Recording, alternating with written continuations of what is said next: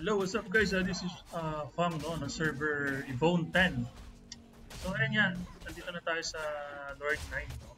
Kung mapapansin natin, mas maganda ang graphics ni Lord 9 compared kay Rasalas. No?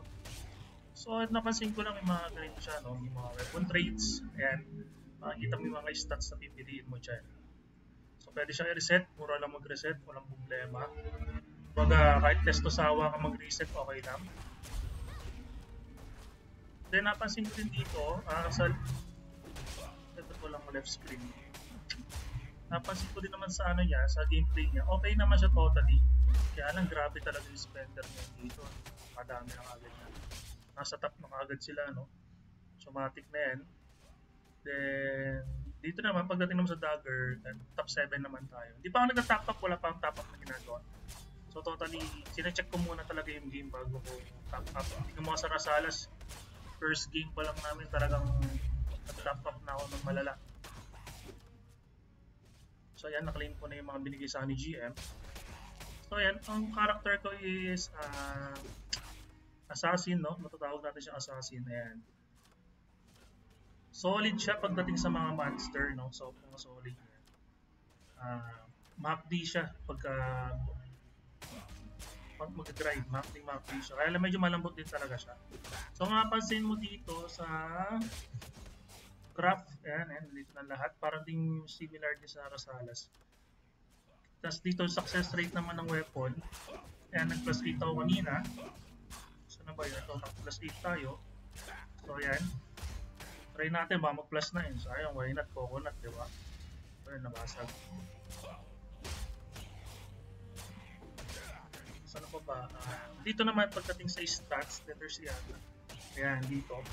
Mapapansin yung stats details natin is meron dex, no? Ito mga option niya. Ang STR is para siya sa melee. Melee attack range. Each attack plus 5. Critical hit plus 2. Tapos meron siyang bug weight. Tapos pagdating naman sa dex, evasion, matic, accuracy, defense, penetration. Dapat pala ito nilagyan natin. So totally pwede naman siya i-reset. Kaya naman kasi dito, pagka nag-reset, mura lang, 100k gold lang. So kaya, pwede ka magpapalit-palit ng stats, wala namang problema. Only reset ka kung gusto mo. Ikaw mismo bibuild ng sarili mong character talaga dito. So dito, pagdating sa mga boss status, ayan, makikita nyo naman sa screen natin. Sa field, as dito sa destroyer, kung ano yung makukuha namin item. Mga chest, sa favorites natin, wala pa naman. So, meron siyang trading post.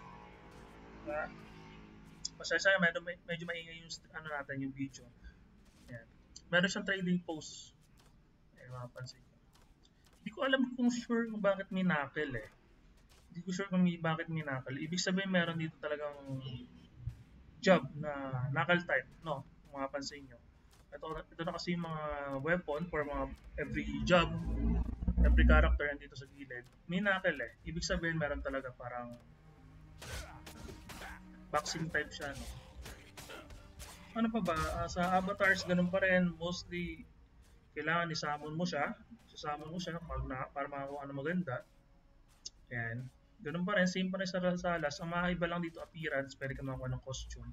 Pwede mo makakuha to. So totally maganda yung ano yan. Maganda yung pagkakagawa ng game, no? Siguro medyo ma-addicting ko to. Kasi nagsimula na rin naman. Saka meron tayong Master Codex. Yung tinatawag yung mga Master Codex. Kailangan mapa-level mo to, no? Mapapansin nyo sa bilog na mayroong yellow. Nagle-level siya every time na ma-max mo siya. Ito yung makukuha mong mga stats. Totally hindi siya ano eh. Hindi ko siya ma-consider na stats eh. Stats siya para sa monster. Pero yung ano, hindi siya ma-consider na talagang stats mo siya as in sa character talaga. Kaya lang, hihina lang sa'yo yung damage yung kalaban, lalakas yung damage mo sa kalaban na to, pang dito lang. Meron din silang codex kung tinatawag itong item lag, no? Mapapansin mo yung item lag. Naka-unlock na ako ng isa. Meron ng attack plus 3. Ayan, mga special lag. Ito rin mga unlock mo. Ito yung tinatawag na codex. Sa Rasalas, sa Mirror 4, Codex talaga, matik. Pagka wala ka nito, kahit malakas yung character mo, tapos mahina yung Codex mo, angkaw pa rin talaga. Kahit sabihin mo naka plus 10 ka, plus 9, angkaw pa rin talaga. Ito sa guild din, medyo gumawa na tayo. Sa mga gusto sumali, join lang kayo. Server natin si Bone 10. Ibone 10 tayo, no? So, kita-kits tayo dito. Kita-kits tayo dito sa server na to. So, pansin ko pwede ka magpalit mga job dito ng hindi na kailangan gumawa ng bagong character. Less hassle talaga siya. Sobrang less hassle talaga nung game na to. As in.